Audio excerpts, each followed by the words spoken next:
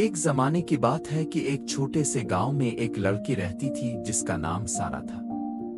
सारा अपने वालिदैन के साथ एक खूबसूरत घर में रहती थी। एक दिन जब सारा अपने घर की छत पर चहलकदमी कर रही थी, अचानक इसे छत के एक कोने में एक अजीब सा आईना दिखाई दिया जो धूल में ढका हुआ था।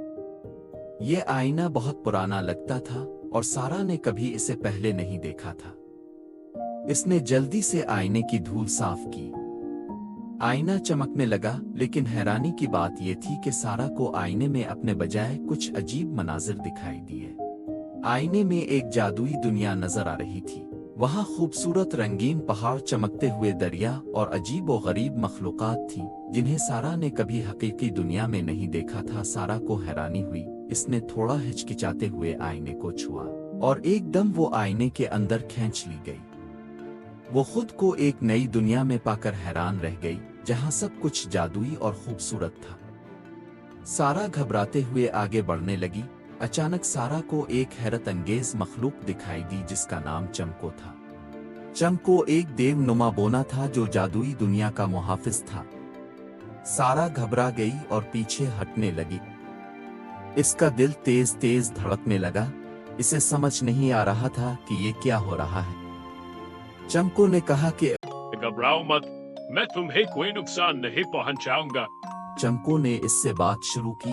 वो समझ गया था कि ये इंसानी दुनिया से इस आईने के जरिए आई है और वो इस जादुई दुनिया से नावाकिफ और खौफजदा है। चमको ने बताया कि ये दुनिया एक खास जादुई आईने से जोड़ी हुई है और वो आईना हर सदी में सिर्फ एक बार खुद को जाहिर करता है।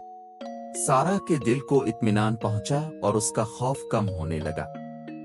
बातों बातों में औजार ने इसे बताया कि जादुई दुनिया को एक बुरे जादूगर ज़रीन ने अपने शहर में कैद कर लिया है और उसने यहाँ के सब लोगों को अपना गुलाम बना लिया। वो इस जादुई दुनिया पर कब्जा करना चाहता। सब बहुत परेशान है। सारा ने कहा कि आप लोग इससे लड़ते क्यों नहीं?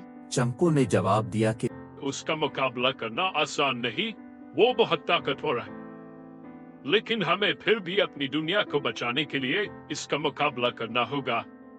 सारा को उन पर तरस आया और उसने फैसला कर लिया कि वो उनकी इस लड़ाई में मदद करेगी।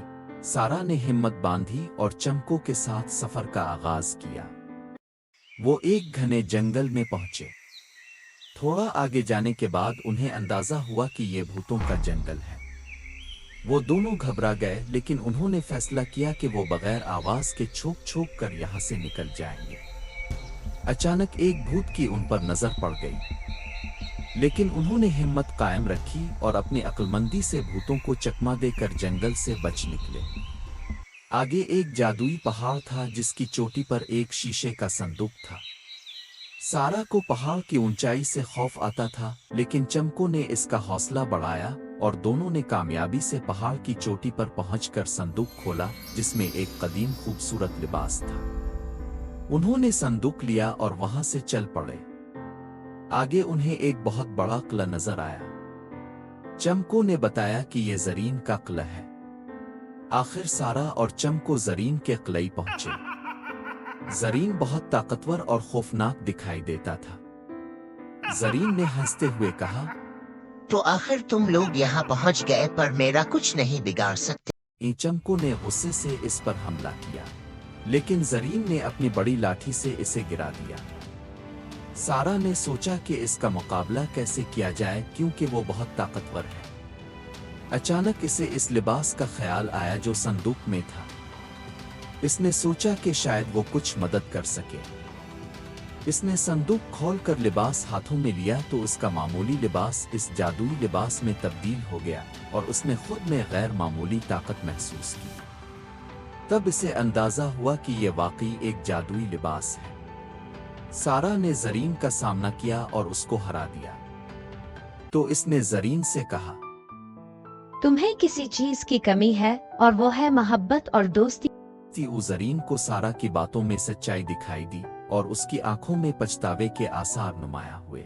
जरीन ने एतराफ किया कि वो तन्हाई और दुख के बाइस बोरा बन गया था।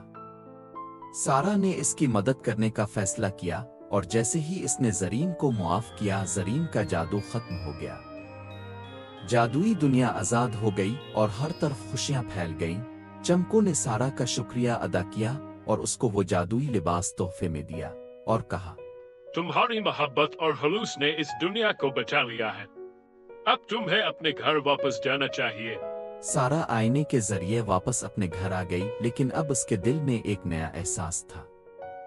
इसने सीखा कि हकीकी जादू हमेशा मोहब्बत, खुलूस और माफी में छुपा होता है।